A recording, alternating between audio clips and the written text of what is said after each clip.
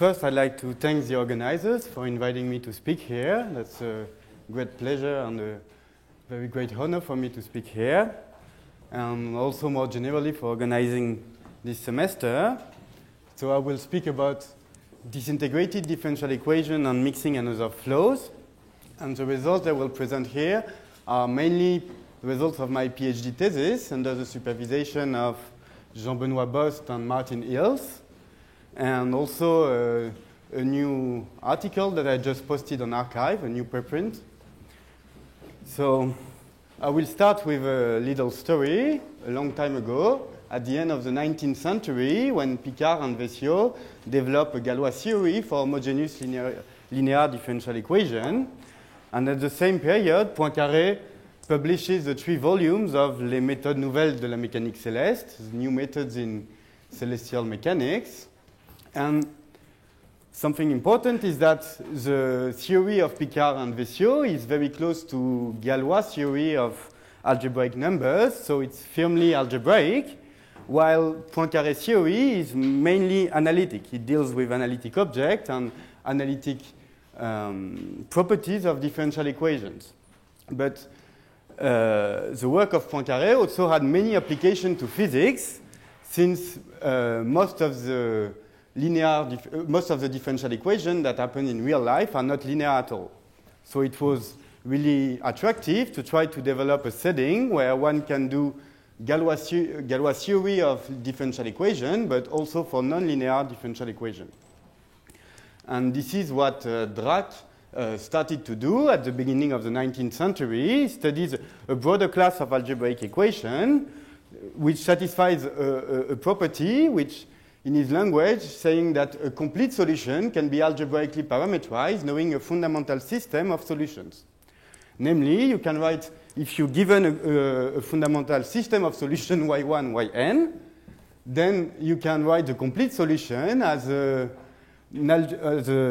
rational function of some constants and the fundamental system of solution that you've chosen. But Poincaré finds inaccuracies in Dirac's thesis, and it was very hard to fix these inaccuracies, and with that problem, with Dirac's thesis, the dream of developing a setting where one can do Galois theory and also speak about a differential equation that happen in real life kind of vanishes for some time. And in the 80s, the conjoint developments of differential algebra and geometric stability theory provide a new framework to study algebraic differential equations. And a characteristic feature of this new framework is that they use universal differential fields called differentially closed fields.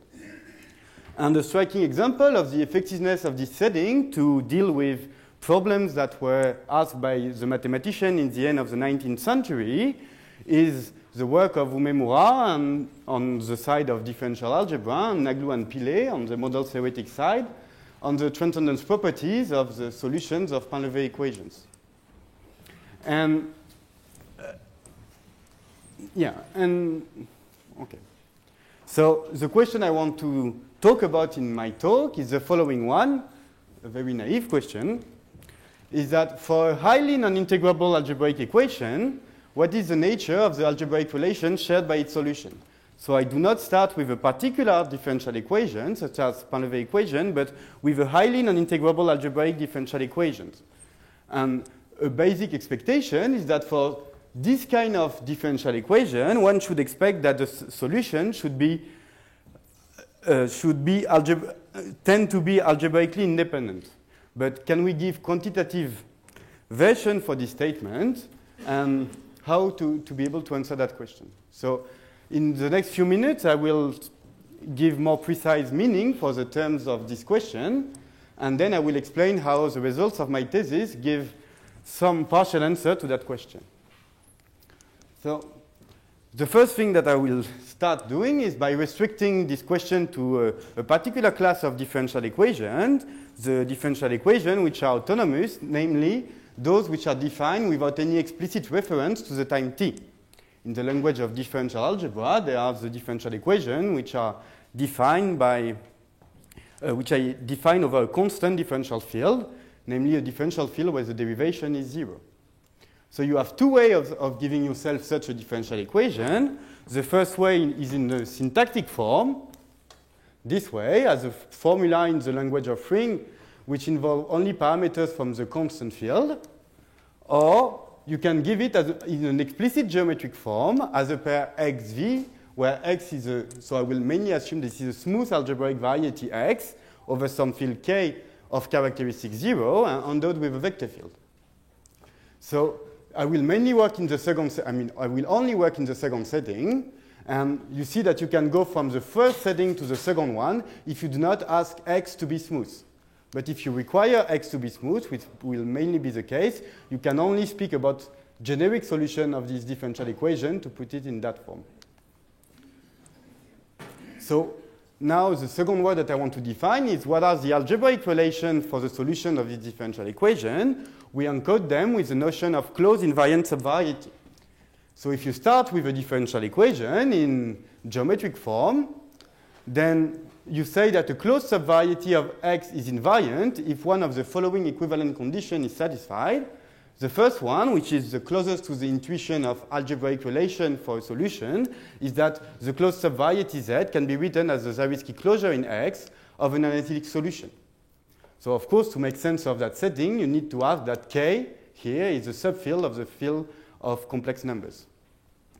The second characterization, which is more geometrical, is to ask that if you look at the regular point of your closed subvariety, even if X is smooth, we did not say that Z was smooth, and we ask that the smooth locus of Z is tangent to the vector field V on X. And the last definition, which is probably the most convenient to use in practice, is that the sheaf of ideals defining Z is invariant under the derivation induced by V on X. Right? And an important thing is that we're interested in the algebraic relation between many solutions of our differential equation. So, in fact, we're not interested in the invariant subvarieties of xv itself, but of all the powers of xv. Right? So I will write it here. We have xv, a differential equation.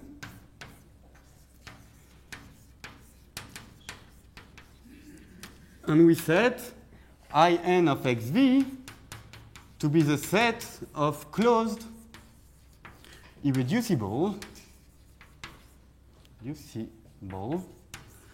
invariant subvarieties of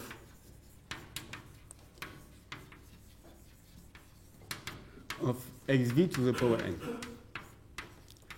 So a very easy remark is that if you look at the second condition, this is obvious that if you have a closed invariant subvariety, then its irreducible component will also be invariant. Therefore, by restricting to the irreducible ones here, I haven't lost a lot of information with respect to looking at all closed invariant subvarieties. So we have the sequence of sets associated to this differential equation, so for all n integers, right? But they are not pure, they're not only sets. We have the projection from x to the power n to x to the power p, right? For n greater than p, that allows us to relate the different set In, one with respect to the other. And what we want to ask that there are very few algebraic relations, is that those sets are as small as possible. And so the definition is this one. We will say that the differential equation is disintegrated if whenever you take a n greater or equal to 3, so we're interested in the In when n becomes big. And the question is how do In grows with n? And this definition tells you that from n greater or equal to 3, then you have as few algebraic relations as possible among the solutions for 3 solutions of the differential equation, knowing I2. So this definition tells you that I3 and In for n greater than 3 is as small as possible, knowing I2. Yeah, I'm working everything over the base field, K. Yeah. So, yeah, everything is over K here. And so what disintegrated differential equation look like? Let me give two examples. The first one is given by the work of Ryszewski et al. So I gave a very specific statement. Their results are much more general than that. But if you start with a smooth projective curve of genius greater than 2, and you assume that the Jacobian of C is a simple abelian variety, then each time you pick a global one form on C, the differential equation, which is given by omega of dy over dt is equal to 1, satisfies that En of E is finite for every n. So here you see the property of disintegration do not occur explicitly, but we can rewrite this statement as I2 of E is finite, and X and E is disintegrated. So you see the disintegration property is hidden here because we say that In of E is finite for every n, and in fact what happens is that I2 of E is finite and E is disintegrated. And from that fact, you can deduce that In is disintegrated for all n. And in fact, Ryszewski proved that this always happens for differential equation on curves, that whenever you're disintegrated, then I2 of E is finite. So for differential equation of higher order, the situation can be a bit more complicated, as Freytag and Scanlon example shows. So they consider the differential equation of order 3 satisfied by the J function and its GL2 of C conjugates. So this was the differential equation that appeared in the first talk today. And in fact, the differential equation is disintegrated, right? But the set I2 is a bit bigger. It's a countable set consisting only of finite to finite correspondences. And basically, they are the Eke correspondences that that occurred in the first talk. So I showed you two very extremal situations. The first one is the disintegrated situation where I3 is as small as possible, In is as small as possible as long as n is greater or equal to 3. The second possibility was when the property star that appeared in the first slide, where the complete solution can be algebraically parameterized from a fundamental system of solution. And the basic question is, what are the intermediate cases that can happen between this disintegration property and the property star that I mentioned in the first slide? And an answer to that question is given by the trichotomy theorem of DCF0. So this is mainly where we'll use model theory, is to exactly explain what are the intermediate cases between the first cases that I've shown and the disintegrated cases. So this is a very important theorem of the theory of differentially closed field, and very deep theorem. And it's a classification of minimal types which are non-disintegrated. So you see in the third case, the type P is minimal and disintegrated. And in the two other cases, we have a complete classification of for which reason this situation can occur.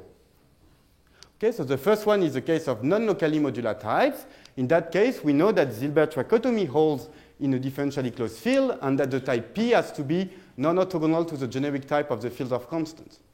In the second case, from general results of geometric stability theory, we know that if we have a locally modular non-disintegrated type, then it has to interpret an infinite abelian group, but we know exactly what kind of group that is, and there is exactly, there are groups associated to a simple abelian variety which does not depend to the which does not descend to the constant.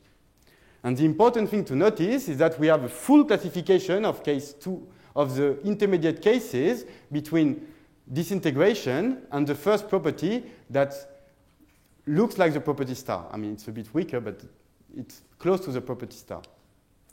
But one drawback of this theorem is that the main assumption is that we work with minimal types.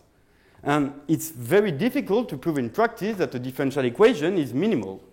And you have to be able to apply this theorem without knowing from start that your differential equation is minimal.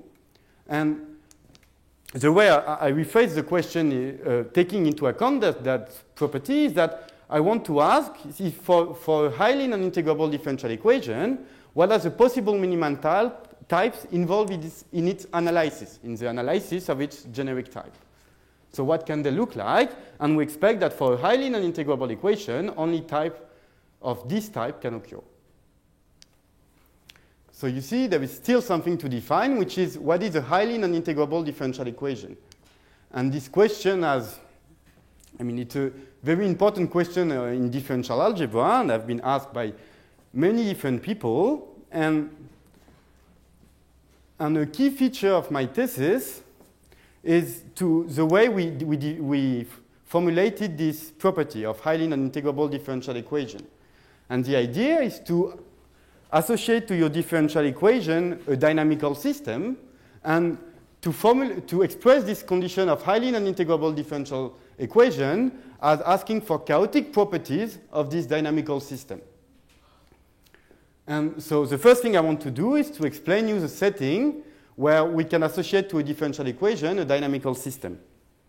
So you start by doing what you want to do. You start with your complex, smooth complex variety over the field of complex numbers, and you undo it with a vector field. So you start with a differential equation. And since you ask that X is smooth, you have Cauchy theorems that tell you that each time you pick an initial condition, if you allowed a sufficiently small open disk D of the complex numbers, then there is a unique analytic curve which satisfies gamma p of 0 is equal to p, and which is a solution of your differential equation, namely its tangent to the vector field V. Right? So we want to think about the set of solutions instead of looking at the set of gamma p's, where p is an initial condition. We want to think about it as a dynamical system. So we want to think about it as a map that sends the time, so for a time t, right? You want to send the map to a point p. You associate the value of the solution that goes through p at the time t, right? But we want to do it. So you see, first it would be defined only on a disk inside the complex numbers, but we want to extend it. We want to use the semigroup property to extend it to C. But there is two basic obstructions of doing that. The first one is that, of course, here I said that the open disk depends on the open disk that appears here depends on P, and we have to ask that it is defined for all P for T small enough. We have to inverse two quantifiers, right? While we only know that for all P there is a small enough disk, we want to know that there is a small enough disk that works for all P. Right? So we all know how to solve this kind of problems is by working under compactness assumption. And the other kind of problem that occurs is that you can have monodromy. For example, if you look at the very simple equation x prime is equal to 1 over x, then there is no global determination of the logarithm on C star, so you cannot extend it from D to C. And the main idea to solve both problems at the same time is to work with real numbers. And this is well known that real numbers kill this monodromy problem, but this is also a very nice hypothesis to solve the first problem about compactness, because there's a theorem of Buyoum that tells you that if you assume that the complex point of your variety is compact, there is very few interesting vector fields on your variety. So working with the real numbers is a good way of solving both problems at the same time. So, but of course, working with real number has a cost is that the setting is a bit heavier. So this is the main setting that all the theorems that I will set will be assuming. So we start with a differential equation, but we do not assume that this is defined over the field of complex number, but over the field of real numbers.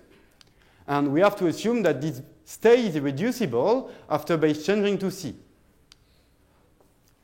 So we have the first assumption, which is our smoothness assumption, right, which tells us that the x of R is included in the regular locus of X. We don't need global smoothness assumption on X, only on the set of real points, because we will apply Cauchy theorems only to the set of real points. The second thing that we need is our compactness assumption. We want that the analytification of the real point of X is compact. So it's much weaker than asking that the set of complex points is compact, such that you can see by looking, for example, at the circle. Right? You look at here. This is an affine complex variety, so it's not compact as a complex variety, but if you look only at the real points, then it's compact. So it's much weaker to assume this assumption. And the last assumption, we need to know that the real points know something about the generic type of our differential equation, and what we will going to assume is that x of r is Zariski-Nansen in x, right? But since we already assume that x of r is contained in the regular locus of x, this condition here is equivalent to x of r being non-empty. And of course, if we have that the real points are empty, we won't be able to define a nice, an interesting dynamical system. And we see that here we have there's no flexibility here. So under this assumption, we have two different objects associated to the same differential equation. On the one side, we have the real analytic flow of our differential equation acting on the set of real initial conditions. And on the second side, we have the generic type of the differential equation xv, which is a stationary type of the theory DCF0, of the theory of differentially closed field. So the fact that the type is stationary comes from this irreducibility assumption here. And we want to understand, so we want to formulate this this flow, this real analytic flow acting on the set of real initial conditions, this is a kind of version of an analytic integrated version of the differential equation. This is already phi t is the solution of the differential equation. So this is the analytic integrated version of the differential equation. Okay, so we want to formulate our highly non-integrable assumption on this flow and the way this as a chaotic properties for this flow. So this is what I'm going to do now. So let's forget for a moment about the second side of the picture with the generic type in the theory of differentially closed field. And we have that, so if you start with any compact real analytic manifold, in fact it should be smooth is sufficient, and you given an analytic vector field on M and its real analytic flow. So here the vector field V determines its flow and the flow determines the vector field. So you can, giving one of them automatically gives the other one. And we choose a metric on the tangent bundle of Tm, and we define for all x in M two linear subspaces over x, the so-called strongly stable subspaces of vector fields, such that when you apply the flow to the vector field and you look at the norm when t goes to infinity, it goes to 0. And the other one is the same thing, strongly unstable, but we ask for t going to minus infinity instead of plus infinity. So something I should mention is that the metric here doesn't matter because we will, since we work on a compact analytic manifold, two different metrics will be equivalent and we will get the same spaces if we change the metric. But we have to fix one at least. And so in general, for a general vector field, there is no reason to expect that those sets varies continuously when x varies in M. Usually this is, as we are looking at asymptotic properties of the flow, usually these subspaces that depend on x do not vary smoothly when x varies. And what is the definition of an Hausdorff flow? An Hausdorff flow, so we say that this flow is an Hausdorff flow if, first of all, there are continuous subbundles of Tm, so that they vary continuously with x. Right? And we ask that the conversion here, I just ask them to go to 0. We ask that the convergence is uniformly exponentially fast. So uniformly here refers to the properties of x. We ask that we have uniform constants that do not depend on x, so that we can bound the rate of convergence by an exponential here. And the second condition is a transversality assumption, which says that the tangent bundle of M, you can recover it as the direct sum of the strongly stable bundle, the direction of the flow, and the strongly unstable bundle. So there's two different properties that are here in this definition. The first thing is that the strongly stable bundle and the strongly unstable one should be big enough so that they cover Tm. Right? And the second assumption is that they should not intersect. Right? So you have two information contained in this property. And the fact that they do not intersect, it tells you that whenever you pick a point x, and you have a vector field, a vector above x, then there is no vectors above x so that except the vector 0, so that the differential of the flow is bounded. So you can see here a manifestation of this chaotic nature by saying that if you look at a vector field above x, then the norm when the flow is applied to V is not bounded for any time t in R. So let me give a concrete instance of this chaotic nature of this flow to highlight that this is indeed a condition of a chaotic nature for the dynamic of the flow phi t. And this is called local product structure for another flow.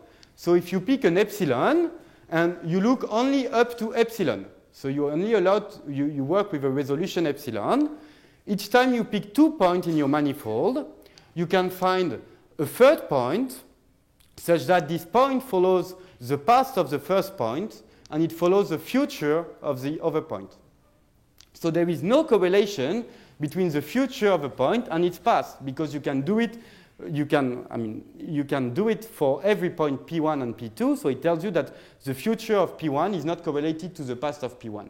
So this is really a property about the chaotic nature of those flows. So now let me try to convince you that this is an interesting class of flow to study. And the first reason is that there are lots of very interesting examples of differential equations satisfying this property. And the main example is the case of geodesic motion in negative curvature. So if you start with a smooth, compact, non-empty algebraic subset of dimension greater than 2, right, of the Euclidean space, so you undo it with the restriction of the Euclidean metric on the affine space, and if this thing has negative curvature, then the system of differential equation describing the movement of a particle constrained to move without friction on this manifold is described by a vector field with a real analytic another flow. Right? So when you think about geodesic motion in negative curvature, this is completely understood by, this is described by another flows. So if you want to describe these interesting examples, you need to say something about another flows. So the other reason is that this is a robust notion, and so this property tells you that this is reasonable to call them highly non-integrable, namely that if you start with a compact, smooth, real analytic manifold, if you look at the set of vector fields which define a compact another flow on M, it's open in the set of vector fields on M endowed with the C1 topology. So you cannot get worse than an another flow by a small perturbation.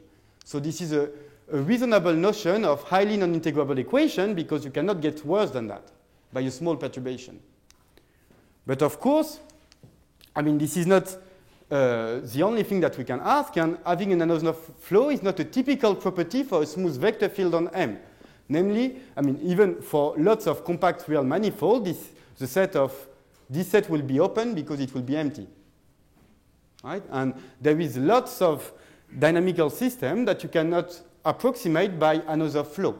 And an example is, a very interesting example is the one of small perturbations of completely integrable Hamiltonian system.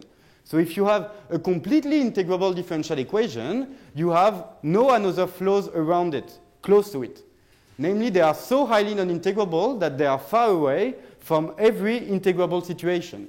While we expect that there is lots of interesting non-integrable situation also close to a completely integrable Hamiltonian system. So for example, you can think about the case of where sigma is a sphere and the Euclidean sphere. Then the geodesic equation on sigma is completely integrable, but you cannot approximate this equation by another flow. Right? But we expect that in that case, there's also lots of interesting examples of non-integrable system here. So now I've formulated everything I needed to give you the main theorem that I proved in my thesis and slightly after. This is the following theorem. So I've separated the assumption in 2 parts. The first assumptions deal with the properties, the main setting, the assumption of the main setting that I formulated earlier. So these are the structural assumptions, right, that allows us to associate to a differential equation a dynamical system acting on the set of initial conditions. So if you ask that the real analytic flow of this differential equation is a mixing another flow, so we need a bit more than another flow. We need another global assumption, which is a mixing property. I will talk about that later, but let me state the theorem. Then there is only two possible semi-minimal analyses for its generic type. And so the first case is that the generic type of XV is minimal and disintegrated. So there is no semi-minimal analysis at all because the type you started with was minimal from start, even if you didn't know that before applying the theorem. So this situation looks like the one studied by Freytag and Scanlon. It at least as disintegrated as the one studied by Freytag and Scanlon. In the second case, there is a semi-minimal analysis, and there is a strictly disintegrated type R of order 1 over the field of real numbers. So this one studied by Wyszorsky and Itai, such that the generic type of XV looks like the third power of R. So either it looks like the examples of Freytag and Scanlon, either it looks like the third power of an example that looks like the ones of Wyszorsky and Itai. Okay? So let me just first mention a few things about this mixing property because I haven't spoken about that yet. I'm sorry, what do you mean by the third power? R to the 3? R to the 3, I mean R. Yeah. Okay? Yeah, three independent realizations, yes. Is there an assumption that X has got dimension 3 to Yeah, sure. Oh, yeah, I forgot to say. Oh, yeah, I forgot to say that. It's written here. So we assume that this is a mixing minus of flow of dimension 3. Yeah. So just about this mixing property, the first thing is that we saved at least our classical examples. Our geodesic motions in negative curvature are indeed described by mixing another flows. And the second thing that I would like to state, but I mean very informally, is that another alternative implies that another flow which are not mixing are of a very special kind. There's two kinds of them. Either they are not topologically transitive, or they can be written as a suspension of a diffeomorphism over a constant roof functions. So the property of being mixing is typical for another flows. I mean, in a sense that I don't want to precise now, but just to say that the main assumption here is really another flow, and among another flow, most of them are mixing. Okay. So now let me state a geometric form of this theorem. So I need a definition for that. So you recall that I defined what is for a variety to be disintegrated. Here I define what it means to be generically disintegrated by only looking at the closed invariants of varieties that project generically on all the factors. I don't look at all invariants of varieties. I look at only at those which project generically on all factors. Right? So this is this. I mean, yeah. Okay. So with these definitions, the theorem that I've just stated in model theoretic form can be stated in the following geometric form, is that if you start with a differential equation, so with the same assumptions, the assumption of the main setting, and if you assume that your real analytic flow is a mixing another flow of dimension 3, then you have you know that the D variety XV is generically disintegrated. So we know that we have this disintegration property at the level of the generic type of X. And moreover, we have additional information about how the set I2 generic of invariant closed subvariative of X times X, which project generically on all factors, look like. Either it contains only generically finite to finite correspondences, such as the case studied by Freytag and Scanlon. Either, also in the other case, it contains something which is not a finite to finite correspondence. So, namely, we can say that, so since X is of dimension 3, X times X is of dimension 6. So we have two possibilities. Either it contains something of dimension 4, either it contains something of dimension 5. And we know that when the first property is not fulfilled, then this is because we contain a subvariety here of dimension 5. It cannot be the case that there is one of dimension 4 and none of dimension 5. And moreover, in that case, using that for order 1 differential equation, I2 of E was always finite, we get that I2 of generic is always a finite set. Okay. So just let me say a few words about possible straightening of this theorem. So as you can see, the more precise version of this theorem, or more precise description of the algebraic relation shared by the solution of this differential equation, are related to more precise description of I2 generic, the set of closed invariant subvariety that project generically on both factors. And in fact, what I expect is that the set I2 generic is both finite and consists only of finite to finite correspondences. So you see here the theorem tells you that either it contains only generically finite to finite correspondences, either it's finite. Okay? And we expect that, in fact, both are true. But we were not able to prove it yet. So this is kind of funny to be able to prove B or C, and we expect that B and C are true. Yeah. And so let me just say a few words. I don't have a lot of time to do that, but just that the distinction between the generic solution and the non-generic solution, I mean, it's an interesting problem to understand when we can generalize our properties for generic solution to non-generic ones, and for at least for a very generic rational vector field on a smooth projective variety X, there is basically no distinction between both things.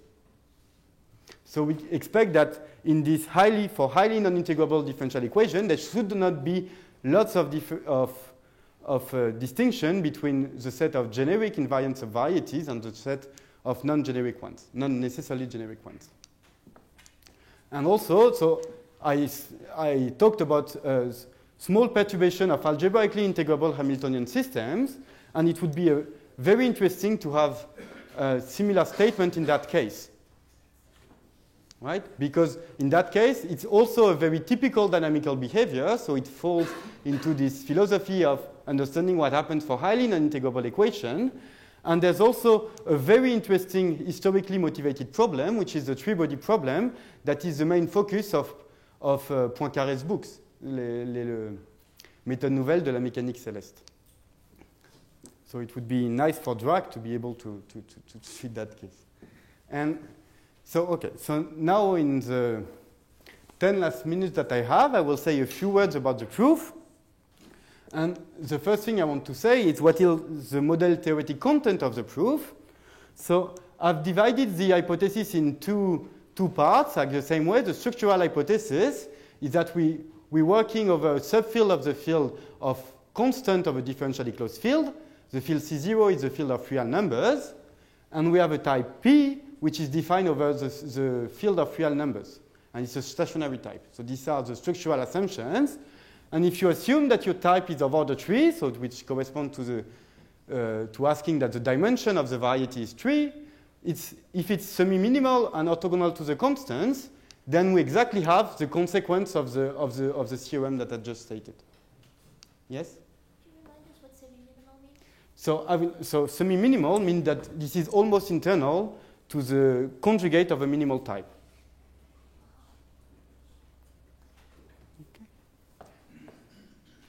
So just I mean, maybe it will help you. So the idea is not to apply Reshevsky-Sokolovich theorem to the type P you started with itself, but to a minimal type which is non-orthogonal to P.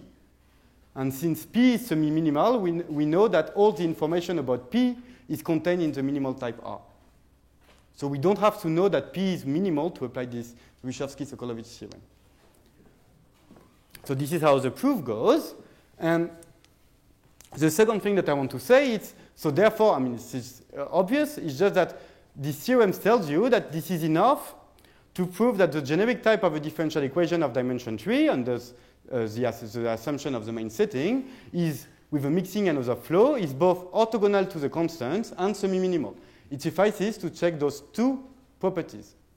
And I want to convince you that these two properties are really look much weaker in a geometric form than the property of disintegration, of the property of generic disintegration, and this theorem, when you translate it in a geometric form, I mean, it's really hard to understand how one can prove this theorem without model theoretic tools.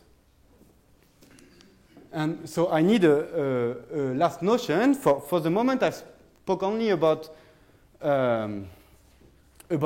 closed invariance of varieties, but there's kind of a dual notion, which is a notion of a rational morphism of differential equation. So if you start with an absolutely irreducible variety endowed with a vector field, a differential equation, you call a rational dominant map, a map F from xv to yw towards another differential equation. What it is, it's so over k. It's a rational map over k from x to y, such that the derivative of v is sent to w. I mean, this is the only definition that you can ask. Right? So you ask that this compatibility between the two vector fields. And the first thing is that the fact that the generic type is orthogonal to the constant, you can formulate it that this is equivalent to saying that for every n, there are no rational dominant map from xv to the power n to a1 endowed with the zero vector field. So this is an information about all powers of xv, but this is a very soft information in comparison with the disintegration property. And the semi-minimality assumption, so here you see, okay, so the semi-minimality property is not an equivalent statement as in the first case, but it's a sufficient statement. So if you assume that there are no dominant rational map F from xv to yw towards another variety, so you assume that there's no such maps unless dimension of y is 0 or the dimension of y is equal to the dimension of x. So another way of stating it is that y is a point if dim of y is equal to 0, since x is irreducible, and or in the case where dimension of y is equal to dimension of x, this is the case where f is generically finite. And in that case, the generic type of xv is semi-minimal. So you see, we need only these few information to conclude for the property of disintegration at the level of the generic type. And this is not at all clear from a geometric side that these two properties are enough to guarantee the geometric form of the theorem that I've stated later. And we really use strong facts of model theory here. So let me now, I will briefly say how we get to this property. How do we prove that mixing another flow satisfies this property? And this is basically what the mixing condition is for. And so if you start with a metric flow, so a metric space endowed with a continuous flow, for every non-empty open subset uv of M, you can look at the set N of uv of times t, such that u and v intersect after time t. And you will say that the flow is topologically transitive if N of uv is non-empty each time you pick uv non-empty open subset. So this is an absolutely natural condition, but this is not enough to guarantee orthogonality to the constant due to the fact that we need to look at all powers. This is sufficient to deal with weak orthogonality to the constant, but not to orthogonality to the constant. So we need such property, but which is invariant by extending the parameters. And this property is the weakest of the mixing properties, which is the property of weakly mixing flows. So for a metric flow, the following properties are equivalent.